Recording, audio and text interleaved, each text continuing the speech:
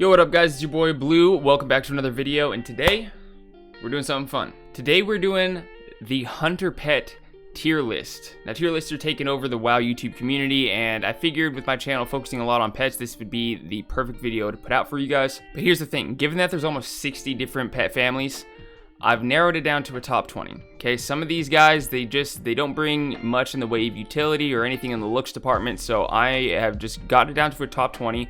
I'm gonna rate them as if these are the only 20 pets in the game. Otherwise, they'd all rate S, A, or B, everything else being C or D. But that's kind of the lowdown, that's kind of how we're gonna go about it. And let's just keep in mind before we get into this, guys, this is just my opinion, okay? Granted, there's going to be reasons behind each of them, but everybody's going to have a different idea of what is an S tier pet, right? I'm going to be rating these pets based off of a few things. First of all, utility. Does the pet bring good offensive or defensive utility for itself or the player? Does it have any type of special ability that goes above and beyond any other pet? For exotic pets, they're basically going to get a point for having an exotic ability and a point taken away from them because only Beastmaster is able to use it. And then also it's going to be based off of the looks and appearances that we have available to us as far as transmog matching and all that kind of good stuff. So in no particular order, let's start off with the birds of prey. First of all, cunning pet family, you can see with the green border. Comes with Talonrend, which is basically a 50% movement slow, super useful in PvP, whether it be arenas, battlegrounds, world PvP, or whatever. They also have Master's Call and Pathfinding, increasing your movement speed and helping you to get out of roots and snares. And with the Gladiator's Medallion being taken away from us, this is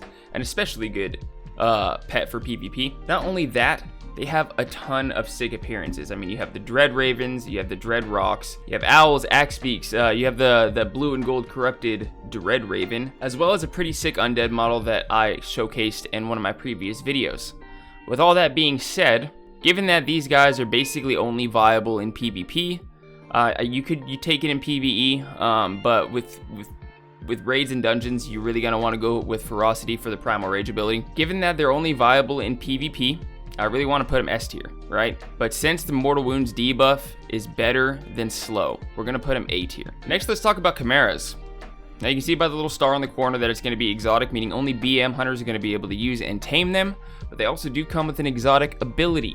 So let's take a look at that. It's called Frost Storm Breath. It's basically an AoE damage over time. Now they also come with Frost Breath, which is basically the same as the bird of prey, right? It's 50% movement speed slow. I could see this being super good in battlegrounds as well as solo content, believe it or not. That with the Predator's Thirst ability giving you 10% passive leech, it's going to help you a little bit with survivability, get a little bit of a damage boost with the Primal Rage ability, as well as being able to slow mobs and do extra damage over time to them. Let's go ahead, actually, you know what? Let's look at the appearances, guys. Basically, these are all the two-headed winged dragons, basically. Not a whole ton of variety as far as appearances go, but given all that, I'm gonna say that the Camaras, I don't know, you guys. I'm gonna put them A tier as well, honestly, and I'm surprised I haven't used these guys as much, but we're gonna go ahead and put them A tier. Next is Cleft Hook, S tier, right off the bat. Why? Best solo pets, 100%. Now let's talk about why. You got the Ferocity spec, you're getting 10% additional leech, and you're also getting a giant damage boost with the Primal Rage ability. Or a giant offensive cooldown, I should say. All right, so you have the leech helping you keep your pet alive. You also have the ability Thick Hide, which is basically, it's a defensive cooldown that triggers automatically once the pet reaches 40% health, granting them 60% reduced damage. It also comes with the exotic ability Blood of the Rhino. So it has 10% additional armor and increases the effectiveness of any healing received by 20%. This is going to make your men pet actually useful. So you have a trifecta of things that are helping the Cleft Hoof stay alive, right? Plus, I mean, they look sick as hell. Not a ton of variety, but I mean, these pets, you can tell just by the way they look that they were meant to tank. Next up, let's look at Core Hounds.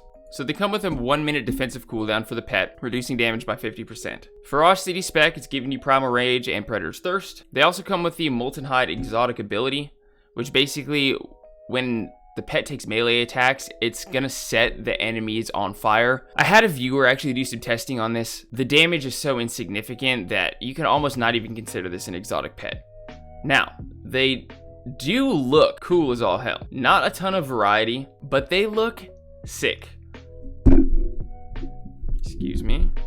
They look sick. right? You get a green, an orange, a red, and a yellow, as well as the Guardian Hound version and the Drake Hound. So they're basically, you know, two-headed dogs. Pretty cool. But given there's not a lot of variety in the appearance department, and it's basically a waste of an exotic ability, I'm gonna put these guys all the way down in C tier. Next, let's look at coursers. This is a new family coming in Shadowlands. A lot of the models have existed in the game as stags, but now they're actually considered coursers. So these are going to belong to the Ferocity pet family, again bringing you Predator's Thirst and Primal Rage. They have an ability that basically increases their dodge chance by 20%, or excuse me, 30% on a 1.5 minute cooldown. Pretty weak defensive cooldown. However, this family is home to the Dream Runners.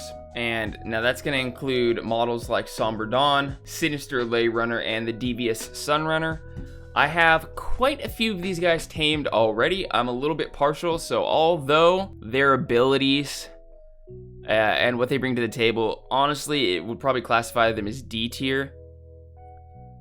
I'm going to bring them up to B, right? This is just my opinion. Okay, so next we're going to look at crabs. I used a crab for a while for the slow ability, and then I found out that a lot of other pets also have the slow ability.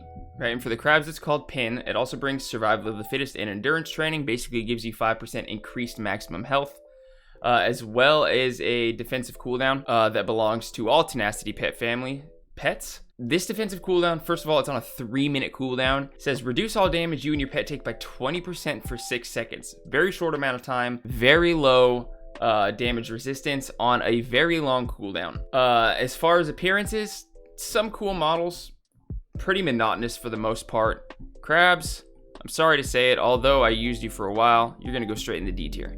Now I've got the Devil Sores. So along with 10% passive leech and a giant offensive cooldown, also comes with Monstrous Bite, bringing you the Mortal Wounds debuff.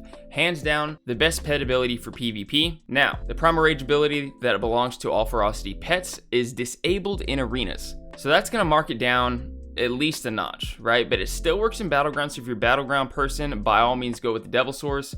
They also come with the exotic ability Feast. Basically, the Devil Sword feasts on a nearby corpse, giving giving your pet a very, very, very, very small heal. Honestly, another waste of an exotic ability. However, they come with a lot of cool models. So with things like King Crush, you've got Thok the Bloodthirsty that comes from the Siege of Orgrimmar raid. You've got Undasta on the Isle of Giants. You've got a number of undead models that you can tame, armored and not armored. I'm gonna go ahead and put these guys, they belong in the B tier, to be clear. I'm gonna put them A tier because I like them so damn much. So next we'll go over the Dire Horns. First thing you need to know about these guys is that it requires the Ancient Tome of Dinomancy, which is a rare drop from the Zandalari Dinomancers on the Isle of Giants. Now, I farmed these guys for some time and I still have not gotten a drop, so I'm not exactly sure of the drop chance, but I'm sure it's super low. Let's talk about the pet itself. It's Tenacity pet family. Basically gives you 5% additional maximum health, as well as the Survival of the Fittest defensive cooldown. Pretty weak defensive cooldown if you ask me. It also comes with the ability Gore, again causing mortal wounds. If you're looking for a combination of survivability as well as a decent offensive utility, I would say the Dire Horns are a solid choice. However, if you're going into PvP, I would say that Ferocity and Cunning is arguably better. But if you really need that defensive cooldown and that 5% health boost, totally understand. I've been there. There is not a ton of tameable looks here, guys. Actually, there's only a total of 7. 2 of them are armored and look pretty sick. The rest of them, pretty blah, pretty meh. We're gonna go ahead, and especially combined with the fact that they don't have the greatest combination of abilities. They don't have a ton to offer in the looks department, and you need to grind out this tome just to be able to tame them. I'm slapping them straight in the D tier, guys.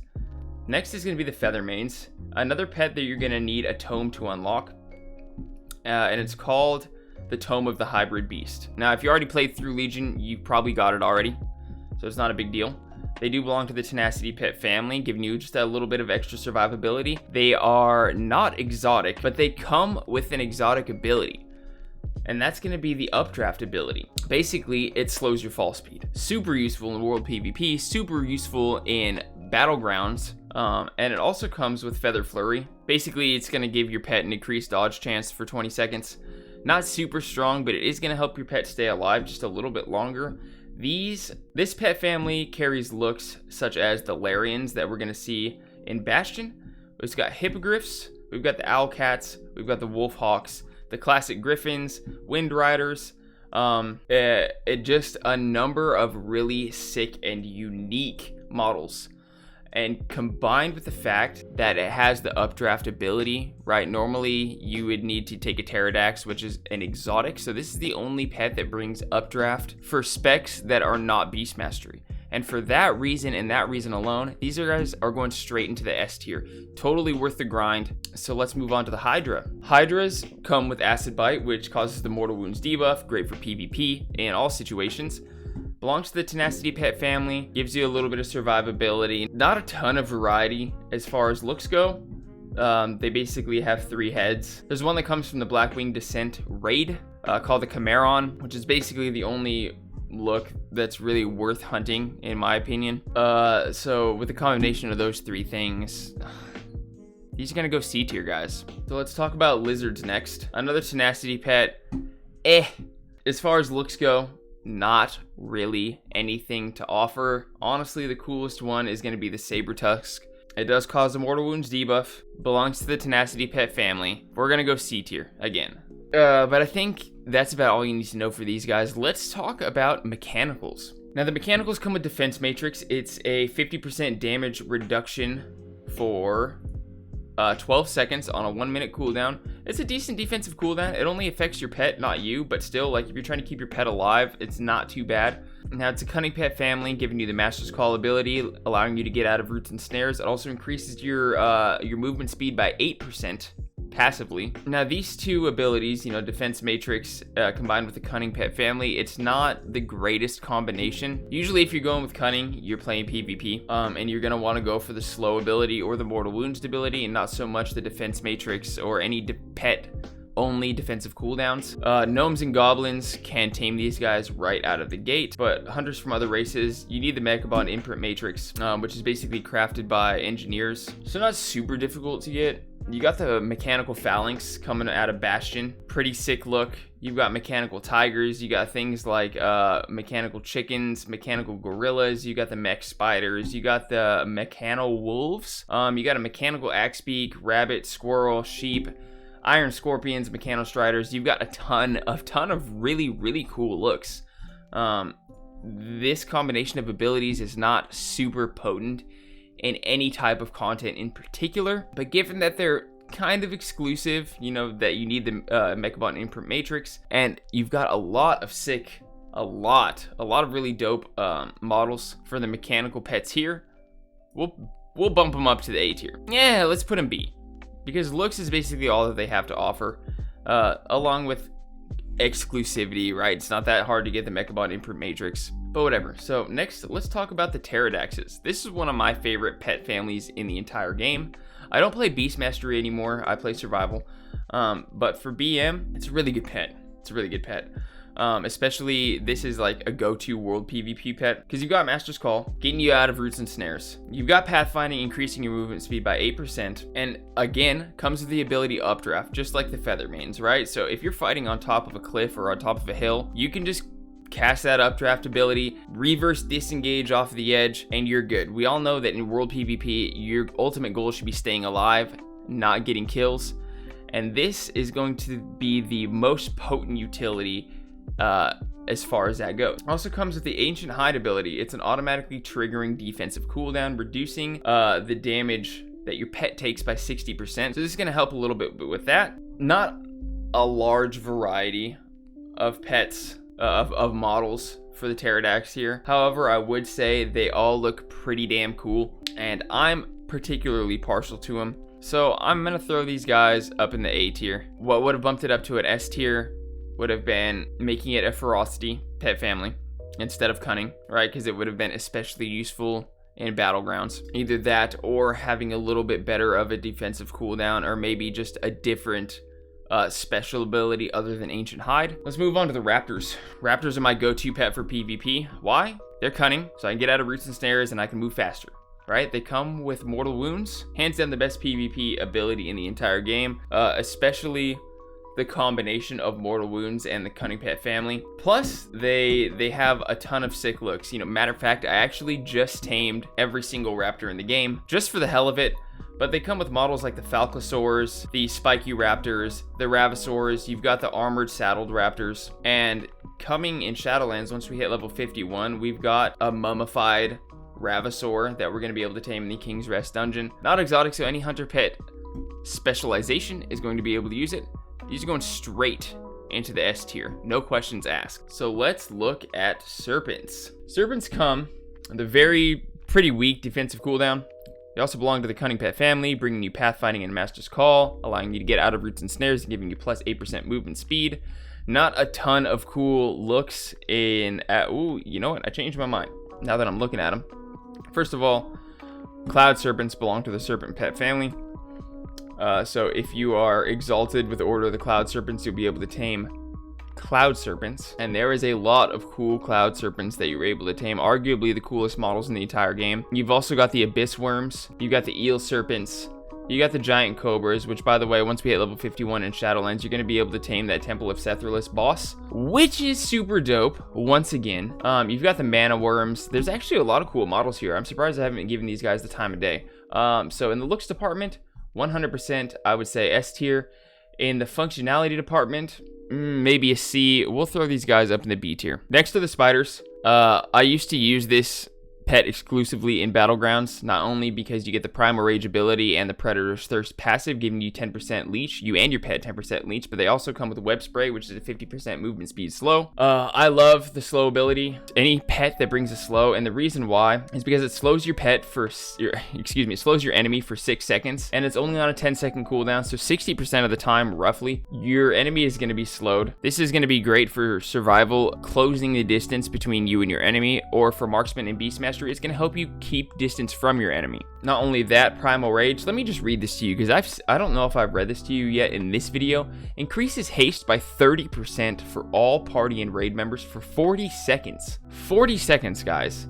This is a huge damage buff for your entire team. In arenas, it's disabled. It's way too big of a damage buff. In Battlegrounds, World PvP, or in PvE, Dungeons and Raids, obviously you're not going to care about the slow ability so much, but that damage boost is huge. A number of cool models, including the barbed spiders, fire spiders that you get from the Molten Front. Pretty challenging to tame, but actually a fun piece of content, and I think that's going to actually add a score over here in this little tier list that we got going on. You have a Spectral Spider coming in Ardenweald as far as looks go. Honestly, I'm gonna throw these guys into the A tier. I really do like the spiders. They've got a cool combination of abilities and a good enough variety of looks. Next, Spear Beasts. These would have been S tier. These would have been S tier. And the reason why is because they used to have the Spirit Shock ability and now they don't. Now Spirit Shock is basically baked into our toolkit as hunters, otherwise known as Tranquilizing Shot. So some of the utility that Spirit Beasts used to bring, now we have all the time, which is good for us. But as far as the pet ranking goes, that's going to bring it down a notch. So instead of having Spirit Shock, Spirit Beasts have Spirit Pulse now, which basically removes one disease, magic, and poison effect from itself. So it's kind of a self-purge. I mean, cool, not super useful. I'm not going to say it doesn't have utility, but I'm not going to say that it's OP or anything like that. Now, I will say that if you're doing solo content, Spirit Beasts are still probably one of the best pets that you could take, along with Cleft Hooves, right? The Cleft Hooves tanking abilities bring a lot of utility, but the Spirit Beasts come with the ability called Spearmint. Now, as hunters, we don't have a lot in the way of self-healing. We basically have our exhilaration, and that's it. Spearmint is going to be not only a instant heal, but it's also a heal over time. As far as appearance goes, we've got a lot of cool stuff here, guys. I mean, you've got the Stormwolves, you got Bullwinkle, the Moose, you've got the Lost Spectral Griffin in Stormwind, you've got Gone in Orgrimmar, Mana Saber, Spirit Foxes, Spirit Tigers. I mean, you've got things like Lokna Hawk, you've got Gara, you've got Karoma, you've got Skull, you've got the Ghostly Porcupines, you've got Arcturus, you've got Banthalos, okay, you've got Ghostcrawler. You have an insane amount of cool looks that are also pieces of content.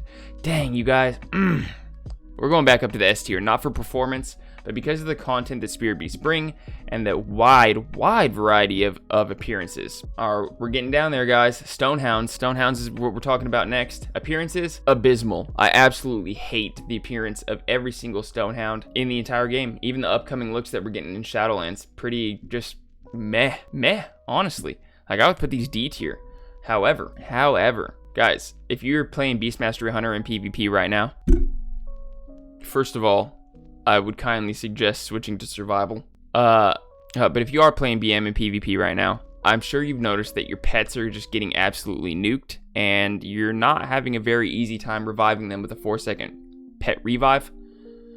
Guys, the Stonehound's exotic ability is called Eternal Guardian. It says, when used, your pet will miraculously return to life with full health.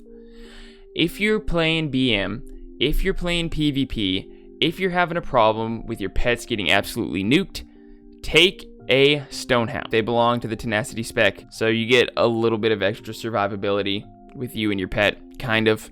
I mean, it's not anything to be super excited about. Quilans also do come with stone armor. It's basically another automatically triggering defensive cooldown once your pet falls below 40% health. Point being, this pet satisfies one purpose, and that's to allow BMs to continue to be viable in PvP. But since they don't bring anything else to the table, especially looks, we're gonna bring them down to C tier. Like I said, the only thing these guys are good for is for BM hunters to stay viable in PvP. Next, let's look at the Water Striders. These are fun, right? So you don't have a ton of interesting looks at all.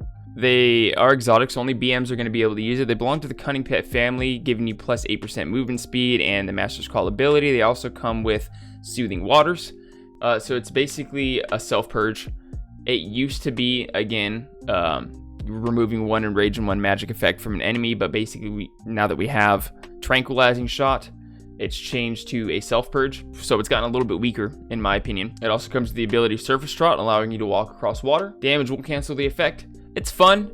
It's nice to get across the map in an area where you don't have flying. It's nice to get across a river in the middle of a battleground. Now, given that it's cunning, you get Master's Call and Pathfinding. I would say it doesn't perform particularly well in any specific type of content. I'll put it in the B tier. You know what? I'm putting it in C tier, guys. Water Striders, cool. Sweet, I can walk across water. Is it really that useful? In my opinion, no. And last, certainly not least, we're gonna talk about the wolves. I love the wolf species. Love it. Belongs to the Ferocity Pet family, bringing you Predator's Thirst and Primal Rage, huge damage buff, nice 10% leech. Also comes with Furious Bite. It's basically a movement speed slow, 50% movement speed slow for 6 seconds. This is my go-to for Battlegrounds. This is one of my favorite pet families as far as looks go. I mean, you've got Son of Xolotl, the blue wolf. You've got the Fellbound wolf in the Tanan jungle. You've got things like the Iron Warwolf, also in the Tanan jungle. You got the Stormy Gray appearance. You've got a number of armored appearances, including the Korkron Dire Wolves. And all in all, I mean, I just think wolves are cool. I really do. And especially as a hunter, we're kind of known for being like the lone wolf class. And so what better to put by your side than a wolf, right? So we're gonna put this, where do you think it should go? A, B, no, not S, we're gonna go A tier. Thanks for watching, guys. Check out the videos to the right if you want to keep watching content just like this, but before you do, make sure you click on this little circle right here and subscribe to my channel. Trust me, it's gonna be worth it. Let me know down in the comments, what are your favorite pets to use and what would you rate some of these pets? I'm actually really excited to hear what you guys have to say, but until next time, guys, I'm Blue Monkey and I'll see you in the next video. Peace.